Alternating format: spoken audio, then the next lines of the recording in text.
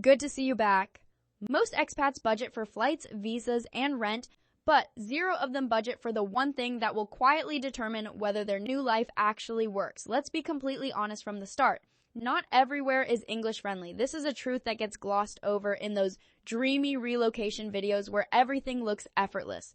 The reality is that huge portions of Latin America, Southeast Asia, Eastern Europe, the Middle East, and parts of Africa operate almost entirely in their local language. If you rock up thinking your English will carry you through every situation, you are going to hit a wall very quickly. Now here's the question that matters most. Does your chosen destination require you to speak the local language to function day to day?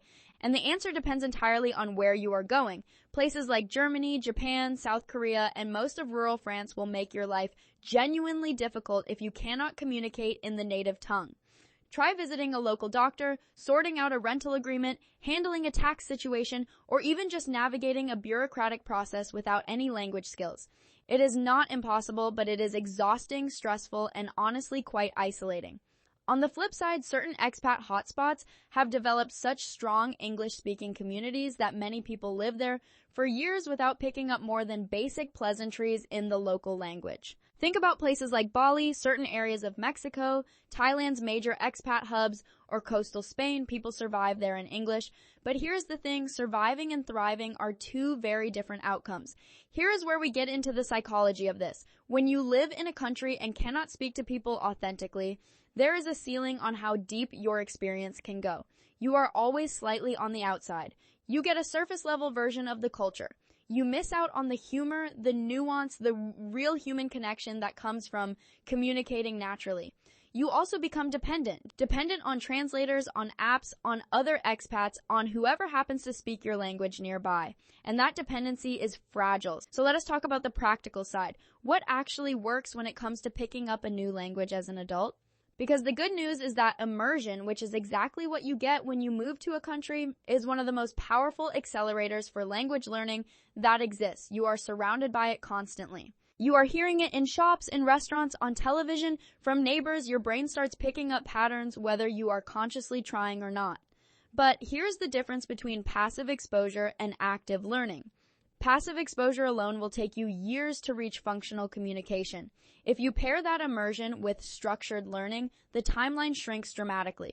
That means taking classes, and yes, we are going to say it, actual classes are worth the investment. Whether that is a local language school, a community class, or a quality online platform, having structured grammar and vocabulary building alongside your daily immersion is a game changer. Apps are fine for building vocabulary and keeping your brain engaged between study sessions.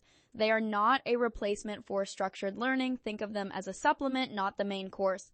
Language exchange partners, where you trade an hour of your language for an hour of theirs with a local, are absolutely gold. They cost nothing but time, and they deliver real-world conversational practice. Now, the real question for long-term living. Is it possible to go the distance in a country without learning the language? Technically, yes, but you are building your life on a shaky foundation. Employment options narrow dramatically. Legal and medical situations become serious stress points. Integration into the community is limited. And perhaps most importantly, your sense of belonging, that feeling that this place is actually your home, that remains just out of reach. There are people who have lived abroad for 10 or 15 years in countries where English is not widely spoken, and they still operate through a patchwork of broken phrases and translation apps. They get by, but most of them will tell you privately that not committing to the language is one of their biggest regrets.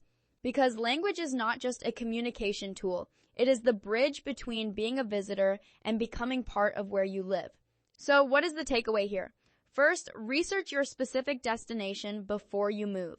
Understand honestly how much English penetration there is in the area you are targeting, not just in tourist zones, but in the neighborhoods and towns where you actually plan to live. Second, start learning before you arrive if at all possible. Even 6 months of consistent study before your move will put you in a significantly better position from day one. Third, when you land, commit to structured learning within the first few weeks. Find a class, find a tutor, find a language partner.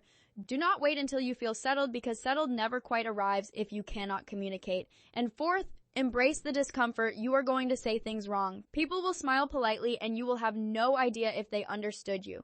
That embarrassment fades. The confidence you build from pushing through it does not. Language is the skeleton of your second homeland experience. Everything else, the friendships, the career opportunities, the sense of belonging, the depth of your daily life, it all hangs on that foundation. You can delay it, you can struggle through without it, but why would you when the alternative is actually becoming part of the place you chose to call home?